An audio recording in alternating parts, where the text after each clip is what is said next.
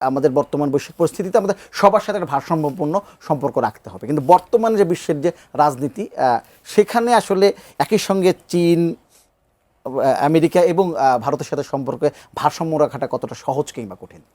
কঠিন।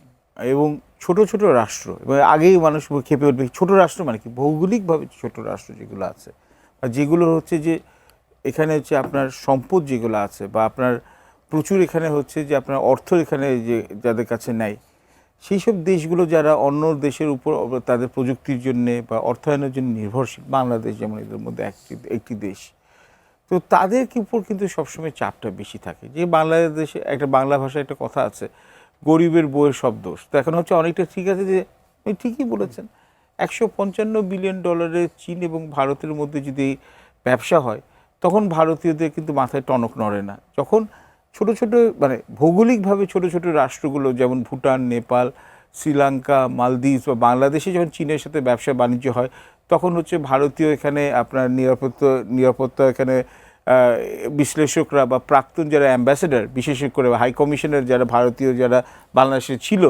কিছু কিছু নামও আমরা নিতে পারি, নিব না, তো তারা দেখি যে খুব সরব হয়ে যায় ওদের মিডিয়াতে, যেখানে হচ্ছে চাইনিজ ইনক্রোচমেন্ট, চাইনিজ ফুটপ্রিন্ট ইত্যাদি ইত্যাদি করে। কিন্তু আমার কাছে যেটি মানে আমার আরও বেশি যেটা আমার কাছে অ্যাকচুয়ালি শঙ্কার কথা মনে হচ্ছে, যে আমাদের ইউএসের সাথে, যেটা হচ্ছে আমাদের সবচেয়ে বড় রপ্তানির বাজার, আগের বছর $9.6 বিলিয়ন মতো রপ্তানি করেছে, এবং সবচেয়ে বড় বিনিয়োগকারী কিন্তু যুক্তরাষ্ট্র। এবং আপনার যে মাল্টিল্যাটারাল ফোরামস যেগুলো আছে, বা আপনার হচ্ছে যে মাল্টিল্যাটারাল যে আপনার ফাইন্যান্সিয়ার্স আছে, ওয়ার্ল্ড ব্যাংক, এডিবি, আইএমএফ, সবগুলোতে যুক্তরাষ্ট্রের প্রভাব হচ্ছে মানে হচ্ছে যথেষ্ট প্রভাব আছে। তো যুক্তরাষ্ট্রের সাথে এখনও কিন্তু আমি বলবো যে যুক্তরাষ্ট্র এখনও অর্থনৈতিকভাবে, সামরিকভাবে এখনও হচ্ছে চীনের সাথে অনেক এগিয়ে। চীনই নিজে বলবে, চীনা বিশ্লেষকরাই বলবে। তো ইরানের যুদ্ধে তারা হচ্ছে নিজেদের দোষে একটা স্টেলমেটে পৌঁছেছে। তো কিন্তু এই মানে যে যুক্তরাষ্ট্র একেবারে দুর্বল হয়ে গেছে এমন কোনো ভাবার কোনো অবকাশ নেই। এই যে অ্যাগ্রিমেন্ট অন রেসিপ্রোকাল ট্রেডে আমরা এখানে করলাম, চুক্তি স্বাক্ষর করলাম, কেন এই অন্তর্বর্তীকালীন সরকারের মেয়াদ শেষ হওয়ার পর বিএনপি কেন এখান থেকে সরে আসতে পারলো না? বাস্তবতা হচ্ছে এটা হচ্ছে ক্ষমতার হচ্ছে যে এখানে বৈষম্যটা, এটা পাওয়ারে এসিমেট্রি আছে।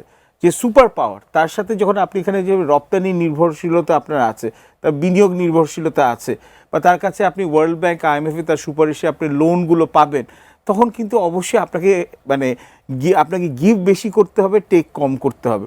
কিন্তু এর মধ্যে আমাদের যে 2-4টি ক্লজ আছে, যেমন আপনার এখানে দেখুন হচ্ছে যে সেকশন 4.3, এখানে আপনার এই এখানে যেটা আছে অ্যাগ্রিমেন্ট অন রেসিপ্রোকাল ট্রেডে, এখানে বলেই দেওয়া হচ্ছে যে নন মার্কেট কান্ট্রি, তার মানে হচ্ছে কোট আনকোট ধরে রাখেন হচ্ছে চীন বা কিছু কিছু ক্ষেত্রে রাশিয়া, তাদের সাথে যদি আমরা এখানে যুক্তরাষ্ট্রের চুক্তি স্বাক্ষরিত করার পর যদি আমরা কোনো ধরনের আমরা যুক্তরাষ্ট্রের অনুমতি না হলে যুক্তরাষ্ট্রের মতামত না নিয়ে আমরা যদি কোনো বাণিজ্য চুক্তিতে যাই, বা আমরা যদি ওদের সাথে কোনো এখানে প্রযুক্তি এখানে লেনদেনে আমরা সম্পর্কে ঢুকি, যেটা হচ্ছে চীন যুক্তরাষ্ট্রের জন্য সামরিকভাবে একটা ঝুঁকি হতে পারে, তাহলে কিন্তু হচ্ছে আপনার এই অ্যাগ্রিমেন্ট অন রেসিপ্রোকাল ট্রেডটা ইমিডিয়েটলি রদ্দ হয়ে যাবে, এবং স্ন্যাপব্যাক ট্যারিফ মানে হচ্ছে 19% থেকে আবার 37% চলে আসবে। এটা হচ্ছে 1।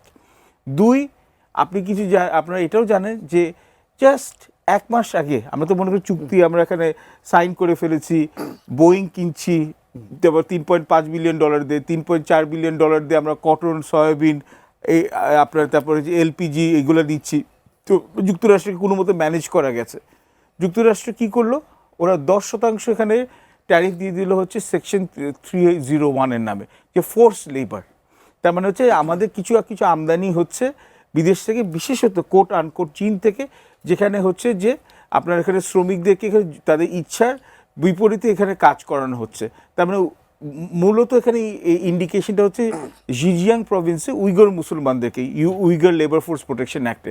এখন আমাদের এটা নিয়ে শুনানি হবে হচ্ছে পরের মাসে। তো এখন আমাদের পরে কিন্তু আবার 10% কিন্তু একটা হচ্ছে ট্যারিফের খড়গ এখানে কিন্তু ঝুলছে। এবং প্রধানমন্ত্রী জনাব তারেক রহমানের সফরের আগে আমাদের যুক্তরাষ্ট্রের যিনি অ্যাম্বাসেডার, উনি যখন ওনার সাথে পররাষ্ট্রমন্ত্রীর সাথে দেখা করলেন, এবং তারপর যে প্রেসে যে বক্তব্য আছে, এটা তো এখানে এক ধরনের একটা হিন্ট আছে।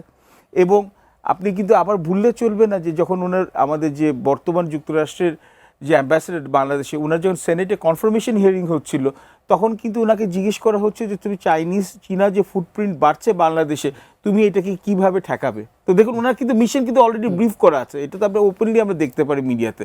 এবং last but not the least হচ্ছে থিঙ্ক টুয়াইস অ্যাক্ট, যেটা যুক্তরাষ্ট্রে এখানে কণ্ঠপত্রে পাস করা হয়েছে, যে যুক্তরাষ্ট্রের সাথে যে মিত্র রাষ্ট্রগুলো আছে তারা যদি মনে করুন থার্ড পার্টির কাছ থেকে, যারা যুক্তরাষ্ট্রের সাথে এখানে হচ্ছে যে স্বার্থের পরিপন্থী কাজ করে, আবার চীন ধরে নেয়, তাদের কাছে যদি আপনার সমরাস্ত্র কিনে বা সমরাস্ত্র প্রযুক্তি কিনে, তাহলে কিন্তু হচ্ছে তাদেরকে যুক্তরাষ্ট্র এখানে নিবৃত করবে বা তাদের উপর স্যাংশনস আসবে। এবং কয়েকদিন আগে মরার উপর খাড়ার ঘা, আবার পেন্টাগন এই ডোনাল্ড ট্রাম্পের সফরের পরেই বড় বড় যে চীনা কোম্পানিগুলো আছে যাদের কাছ থেকে আমরা বিনিয়োগ পেতে ইচ্ছুক, তাদের উপর কিন্তু স্যাংশনস দিয়ে দিয়েছে। যেমন হচ্ছে BYD, সবচেয়ে বড় গাড়ি ইলেকট্রিক ভেহিকলস মেকার, তারপর হচ্ছে বাইডু, যেটা হচ্ছে এখানে আপনার এই গুগলের অল্টারনেটিভ, বা হচ্ছে যে তার সাথে সাথে আলিবাবা। তো এদেরই তো আমরা বিনিয়োগ আনতে চাচ্ছি। তো যুক্তরাষ্ট্রের সাথে আমাদের এনগেজমেন্টটা খুব সতর্কভাবে করতে হবে। এবং আমাদের সামনে আরেকটা মাথা ব্যথা আছে, ডোনাল্ড ট্রাম্প কিন্তু ওনার বক্তব্যে বলেছেন যে উনি খুব তাড়াতাড়ি আবার ভারতে সফর করবেন এবং একটা ট্রেড এগ্রিমেন্ট হতে পারে ওদের মধ্যে। ট্রেড এগ্রিমেন্ট যদি হয় যুক্তরাষ্ট্রে, কারণ আপনি দেখেন 150 কোটি জনগণ, তো তারা তো অবশ্যই বড় মার্কেটে আরও বেশি ঢুকতে চাইবে। যুক্তরাষ্ট্র কিন্তু এখন হচ্ছে যদি ভারতের সাথে যে 1.5-2 বছর সম্পর্কে টানাপোড়েন হয়েছে যদি অনেক অংশে কমে যায়, তাহলে কিন্তু আবার ভারতের কাছে কিন্তু ওদের পলিসি মেকাররা কিন্তু বাংলাদেশের চাইনিজ ফুটপ্রিন্ট বাড়ছে এটা নিয়ে কিন্তু এখানে একটা ক্যাম্পেইন করার সম্ভাবনা আছে।